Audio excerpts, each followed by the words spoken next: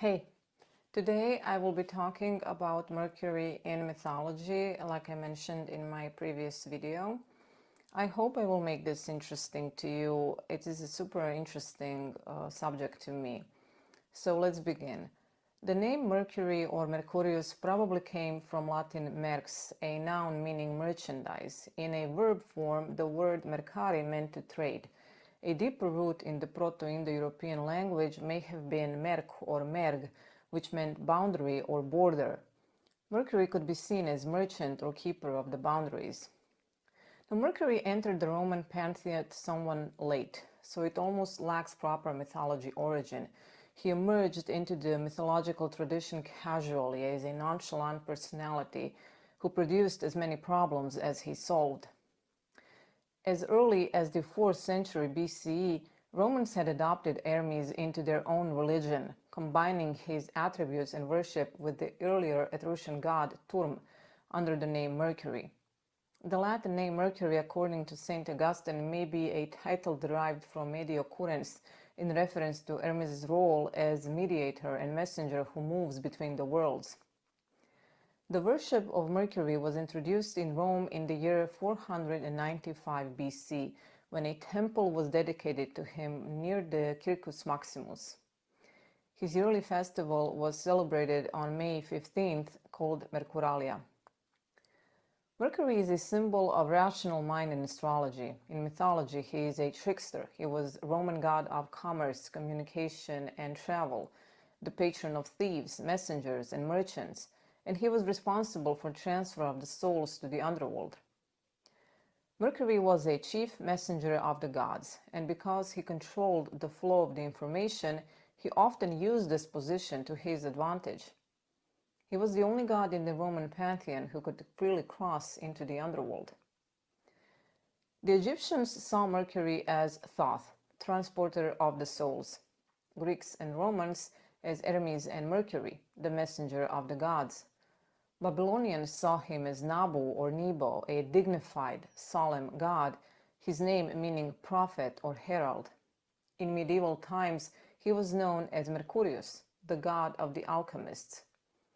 In 196 BCE, the priests of Rosetta decreed that Thoth and Hermes were one and the same. After that, distinctions between Thoth, Hermes, and Mercury blurred, and Hermes and Thoth melded together, producing a new figure, Hermes Trismegistus, whose literary output was to figure not only in Hellenistic philosophy and religion, but also in medieval alchemy, magic, and astrology. Now, in Egyptian language, there was a phrase connected to this figure, which I do not know how to pronounce. And when this phrase was attached to Hermes and translated into Greek, it went something like, greatest and greatest god, great Hermes. The essential meaning was 3 times great, or Trismegistus. This is one of the explanations of the title. There are others. Mercury is often depicted as a beardless youth, wearing a short tunic and cloak fastened around his neck, but he can also be seen as an older bearded man. He had a winged helm, which the Vulcan, the god of forge and fire, had created for him, and he wore winged shoes gifted to him by Zeus or Jupiter. He also wore caduceus, also known as the herald's wand or healing rod, a staff intertwined by serpents that was gifted to him by Apollo. And sometimes we can see him armed with a short sword. In Mesopotamian mythology, the double serpents of the caduceus are associated with Nabu or Nebo, who conquers the serpent dragon Tiamat. Mercury was swift and clever, and he had the ability to judge correctly what was going to happen in the future. Mercury's father was Jupiter, or Zeus, king of gods, in Babylon known as Marduk. His mother was Maya, a nymph and one of the daughters of Atlas, who were known as the Pleiades. He was born at dawn on the 4th day of the month. Mercury was their only child, but he had many half-siblings by way of Jupiter. Some of them were Vulcan or Hephaestus in Greek mythology, whom I have mentioned before, Minerva, the goddess of wisdom and forethought, Proserpina, or Persephone in Greek mythology, the daughter of Ceres. She was abducted by Pluto or Hades and taken to the underworld. She would later be rescued, in part thanks to Mercury's efforts. Before Mercury, or Hermes, was born, the wind goddess Iris was the messenger of the gods and Hera's special assistant. Like Hermes, she carried a caduceus and wore winged sandals. And when she did the god's bidding, she moved so swiftly that she left a rainbow shimmering in her wake. And even though they both acted as messengers, there was one important difference between them. Hermes, or Mercury, was a master of distortion and tricks, while Iris was associated with truth. Mercury's best-known partner or mate was Larunda, also known as Lara, a naiad nymph, water nymph, whose tongue was cut off by Jupiter due to her talkative nature not being able to keep a secret. She actually went behind his back to his wife Juno or Hera and revealed to her what was Jupiter up to behind her back. But that is another story. Mercury and Lara had 2 children. They were nameless deities, known only as the Lares, and they served as the guardians of the crossroads. In the Roman version, Mercury had other lovers, and one of the most known was Venus or Aphrodite, and they had an androgynous child known as Hermaphroditos. He also had male lovers, and one of them was Perseus. Then there was Diera, an Oceanid and underworld goddess. They had a son named Eleusis. Hermes or Mercury once worked in Arcadia tending curly-fleeced sheep for a mortal because he was fond of his daughter. Their union produced one son. Upon birth, when mother saw the baby, she screamed and fled, for the child had full beard and the legs, ears, and horns of a goat. Mercury, Hermes, was filled with joy and proudly carried his child to Mount Olympus, where all the other gods, Dionysus particularly, were also captivated by him. They called him Pan, for the Greek word for all, because he delighted them all. However, Pan's heritage is somewhat uncertain. According to some, in addition to Hermes and the mortal daughter of Dryops, his mother was maybe Penelope, the wife of Odysseus. Hermes was known as the patron god of flocks, herds, and shepherds. This was possibly tied to his early origin as an aspect of Pan. As I have mentioned previously, Mercury was known as a trickster and a mischief. On one occasion, Mercury stole a herd of cattle and hid them in the nearby forest to Arcadia. An old peasant working in a vineyard named Battus caught him, and Mercury made him swear never to speak of the incident. Battus agreed. But Mercury wanted to test him, so he transformed himself into the figure of a young man who went to Battus and inquired about the herd, promising a healthy young bull and a cow in exchange for retrieving the cattle. Battus was tempted. He neglected his previous promise to Mercury and told what had happened. A smiling Mercury revealed himself to him and turned the old man into stone. Now, there is a similar story in Greek mythology. This one includes Apollo. Mercury stole cattle from Apollo, and when Apollo found out, he approached Jupiter or Zeus and asked him to settle the feud. Jupiter called both Mercury and Apollo and ordered Mercury to return the stolen cattle. Quick interruption to the video. In the following section, I will be talking about a musical instrument which in Greek is pronounced lyra and in English lyra. For some reason, my mind landed somewhere in between and I kept repeating lyre. In some languages, this might be the right pronunciation. But for the purposes of today's video, I will say it is not the right pronunciation. I did not want to refilm the whole video, as I find this mistake somewhat cute. Now let's move back to the video. While they were talking how to solve the situation, Apollo noticed an instrument Mercury was carrying. It was a lyre. Mercury crafted this musical instrument from a turtle shell and tendons. Apollo wanted the lyre in exchange for the cattle. Mercury agreed, and Apollo eventually mastered the lyre, which became a symbol of Apollo as god of music.